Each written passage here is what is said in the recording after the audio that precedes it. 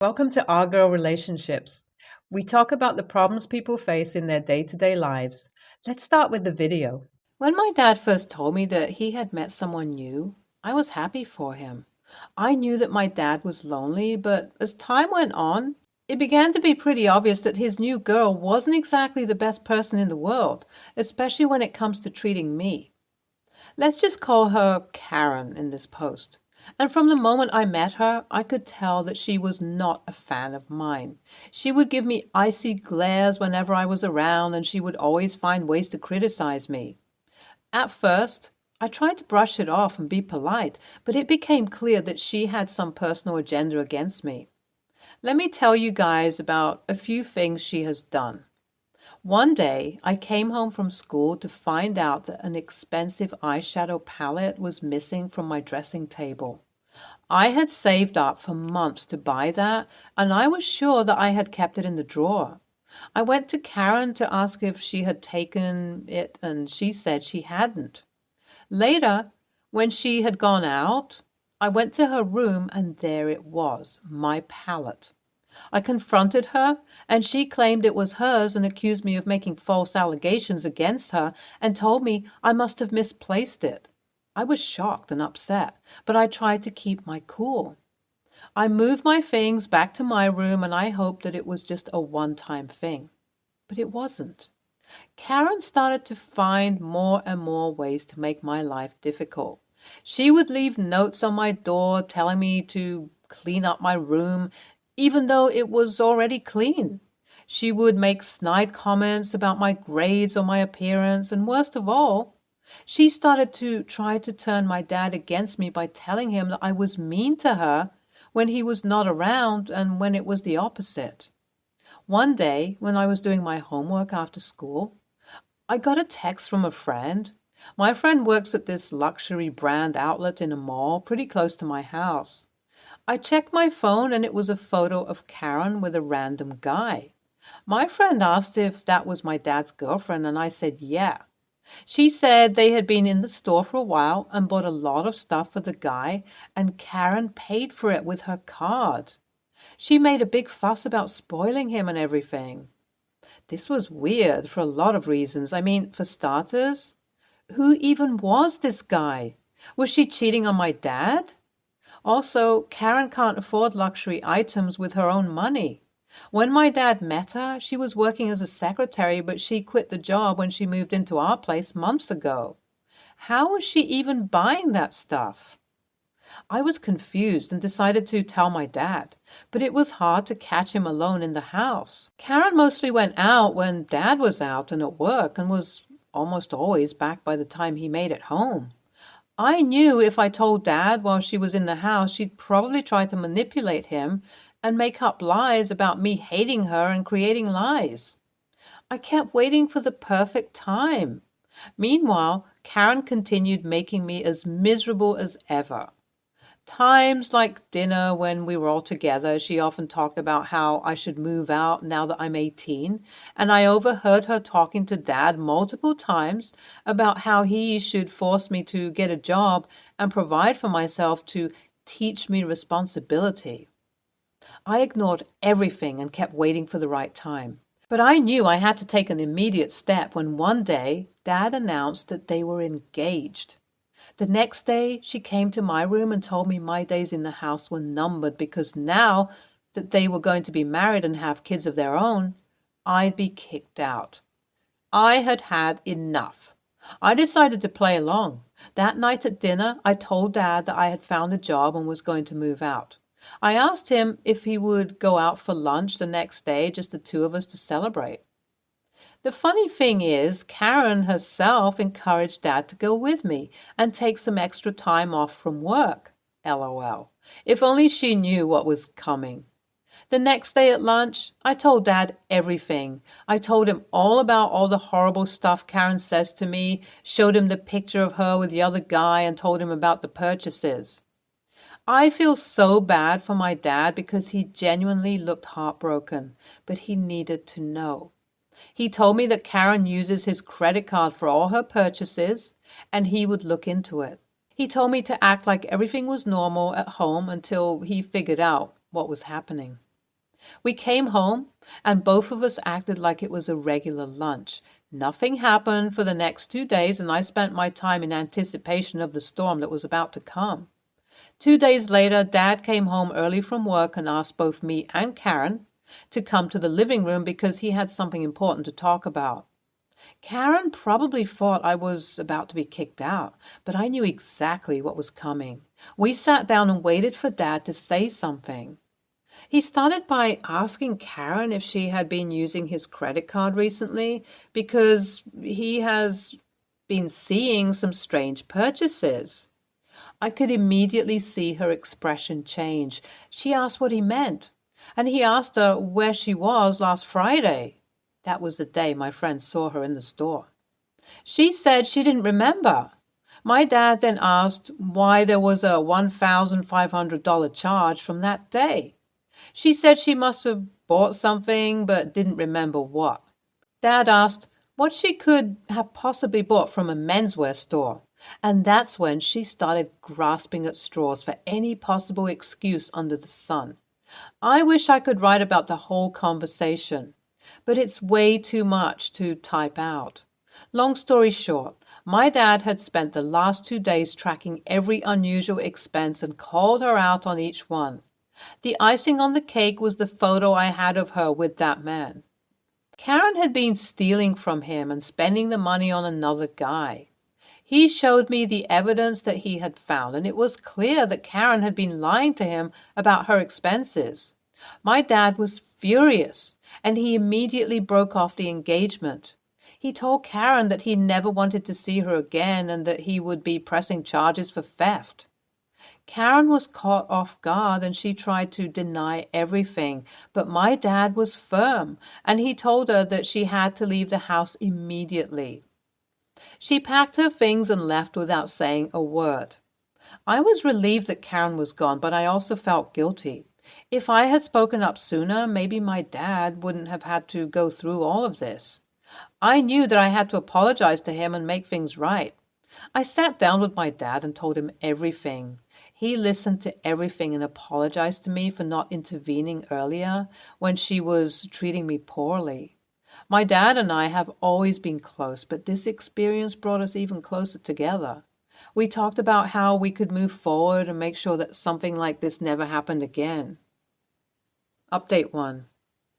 It has been a week since Karen was kicked out, and I think that we have finally gotten rid of her. Dad and I haven't talked about her at all. We haven't been talking a lot. I feel bad for him, poor guy. I mean, obviously, I never liked Karen, and she's a terrible person, but I think my dad loved her, so he's pretty heartbroken. Don't know what to do and how to help him, but I'm hoping time will make things better for him. I'm not thinking of actually moving out. That was just something I made up so I could talk to Dad alone.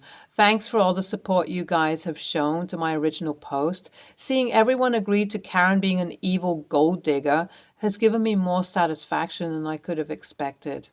Maybe after my dad has had more time to get over this, I can show him this post and we can laugh over this.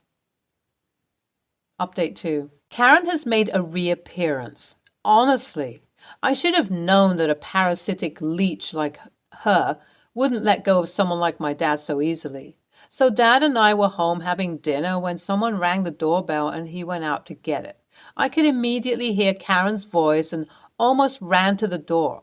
I could see her crying and knew that she was there to somehow manipulate and cry her way into our lives again.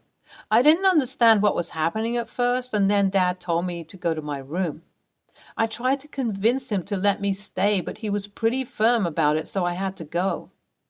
An hour later, he came to my room and told me that Karen had told him she was pregnant and had no place to go. Dad straight away told her that he would require a paternity test before even thinking of letting her back into his life, and that made her upset. I asked him if the baby was his, would Karen move back in, and he said no. So the way things stand now, Dad is going to get a paternity test, and if the baby is actually his, he will pay child support and nothing else. I just feel bad for my dad for getting involved with someone like her in the first place. Update 3. The paternity test came back negative. Goodbye forever, Karen. She tried to beg his forgiveness and all, but Dad tried to threaten her with the police and she finally backed off. I'm so glad this nightmare is over. I hate these types of women with all my soul. She took advantage of your father's kindness and tried to take advantage of you just because you're young. I'm so glad she has finally been shown her place, and I hope you guys never have to deal with her again. What a manipulative, selfish person. She was cheating on your dad with another man, got knocked up by that other man, spend your dad's money on that guy, and had the audacity to come back for forgiveness? Disgusting. Next story. I'm currently on holiday with a friend who likes to sleep in late, like until noon or 1 p.m. In contrast, I'm a very early morning person. Normally, when we travel together, this isn't a big deal as we've always stayed in hotels in separate rooms, so I've just done my own thing in the morning and we've met up at lunchtime. This time, we're staying in an Airbnb and they've only left us one set of keys and they don't have another. I've checked. And the front door of the flat will only close from the outside with a key. There's no handle. You have to put the key in the lock and pull it closed. This means that if I want to go out in the morning, I have to take the only set of keys with me and essentially lock my friend in. She can get out in an emergency, but she can't close the door behind her, if you see what I mean. My friend's not happy about this because yesterday I was out until noon. She got up at 10 and was sitting around bored, unable to go anywhere until I got back. I did head back to the flat when she messaged me that she was up, but I was on the other side of the city at a museum, so it took me a couple of hours. I did tell her the night before that I was going out, and she said she didn't mind, but I think waiting around being bored annoyed her a bit. As a compromise, I said that maybe she could get up earlier, about 8, 9 a.m.-ish, so let me out of the flat and then go back to bed. That way she's got the keys if she wants to go out before I get back at lunchtime.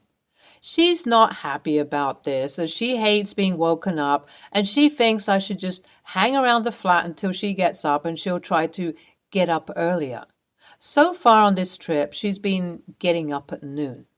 Am I being unreasonable to say that I'm not going to sit around all morning waiting, and that if she doesn't want me to wake her up to let me out, then it's kind of fair that I take the keys with me so I can go out in the morning?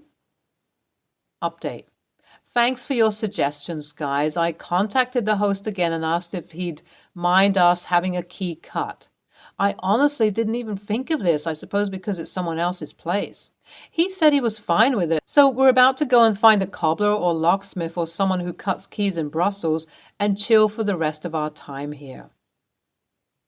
I would have gone with NaH until she started demanding that you sit, bored, with nothing to do, waiting for her to get up. This is an agonizing way to spend a morning. I remember doing it on a few vacations with my family. NTA, hopefully you can find a compromise you both can live with and get back to enjoying your vacation. Another commenter proposed the two valid options. She gets up for 5 minutes when you're leaving to let you out and gets the keys. You get a fixed gathering time that you will be back, with the keys to either be let out by her or to depart together. Again, should have a fixed period of time where you have to be there if she decides to go back to bed, or not get up. NTA. Personally, I think the compromise should be okay. It's sad she doesn't want to work around the issue at all. It's just her way or her way. It would suck to waste that much holiday time for active people. What about locking her in thing, and she messages when she's up, but you stick closer to the place and leave the faraway museums for later in the day? NTA, I sleep in till noon all the time, but it isn't difficult to get up a little earlier. She's being unreasonable, whereas you've just tried to make it fair for the both of you. Neither of you should have to sit around waiting, and your compromise was a pretty good idea, especially since she can just go back to bed if she wants. Maybe just see if you can figure out a time for both of you to get up, set an alarm or something. Hopefully she can get over herself so that both of you can enjoy your vacation. Next story. I, 19, female, am getting married to my fiance, M, 19, female, in October of this year. I'm wearing a black dress and my fiance is wearing a burgundy and black suit. I have a cousin, 24, female, named Kay. Kay has never liked me throughout my entire life. She's my mom's sister's child, and before I was born, she was the youngest grandchild. After I was born, the attention was shifted from her to me, and now I was the one being spoiled by grandparents instead of her. In the wedding information I sent out to guests, I requested that guests not to wear the colors black or burgundy, as I wanted to keep them reserved for the wedding party. Fast forward to a few weeks ago. I was talking to my aunt about the dress I chose and sent her a few pictures of the dress once it arrived. Later that day, her and my mom were chatting on the phone about what my cousin was going to wear, and that's when my aunt mentioned that my cousin just bought an all-black dress. I was in the room when this happened, so I heard everything that was being said. My mom mentioned what I told every guest about not wanting anyone to wear that color, but my aunt just laughed and brushed her off, saying it's not a big deal and it's not like Kay is going to upstage me just by wearing the simple color. I texted Kay telling her about how I heard that she got a black dress and requested that she return, as she knew that I was wearing a black dress, and requested that no one should wear that color. Apparently, Kay told my aunt about what I sent her, and she started berating me and my mom, telling my mom she had no right to share what was said in their private conversation, and that I need to get over myself. That it's just a dress and it's just a wedding day. That if I don't like it, then I shouldn't have picked that color for my dress. Kay texted me back, telling me that I'm going to have to get used to not getting what I want in life, and that I'm just a spoiled brat for requesting this of her when it's just a color. This is where I may be the a-hole. I told Kay that if she shows up in the black dress, I'll have my dad and my fiance's dad to kick her out, and she won't be allowed to attend my wedding. Since then, I've been receiving messages from Kay and my aunt telling me how selfish and spoiled I am for making this my hill to die on. So, Reddit, AITA, edit. It's traditional for the bride to wear a black dress in my culture. I included it on my invitations as my fiance's family is not a part of my culture. Edit. Since so many people are calling me the AH because of this, I'd like to add that black is the traditional color for a wedding gown in my family's culture. It was put on the invite as my fiance's family are not part of the same culture. Red is traditional for my fiance's family's culture, but we aren't fans of bright red, so we switched it to wine red or burgundy. Edit 2. I have officially uninvited my cousin and aunt from the wedding. My tipping point? I just found out from a different family member that she bought her girlfriend a burgundy jumpsuit to wear too, and my aunt is condoning her behavior. NTA, you were nicer than I would have been. I would have just uninvited her. The bridal party requesting that guests not wear particular colors is not at all unreasonable. If you were wearing a traditional white wedding gown, anyone showing up in a white dress would be appropriately treated with disdain for such a lapse in manners. More to the point, it's obvious that she's doing this to spite you and is being petty. I would just straight out uninvite her after that rude text she sent. The only guests at a wedding are those who support and love the bride and groom. Someone who has indicated so much disdain for you has no business at your wedding at all, even if she ultimately decided not to wear a black dress. And if she does come, I certainly wouldn't open any gifts from her. NTA, you have requested explicitly that your guests not wear these two colors. It's no stranger than a guest not wearing white at the average wedding, which most people accept as being respectful and polite. You just happen to have a different color requirement than white. I hope you stand your ground. NTA, you made it extremely clear that you didn't want anyone else wearing these colors. She most likely did this on purpose. Her mother gaslighting is also really disgusting. It's just a wedding day. How invalidating. It is supposed to be one of the happiest days of your life. I hope she shows up in that dress and gets kicked out, to be honest. Stay tuned for more stories from our girl relationships.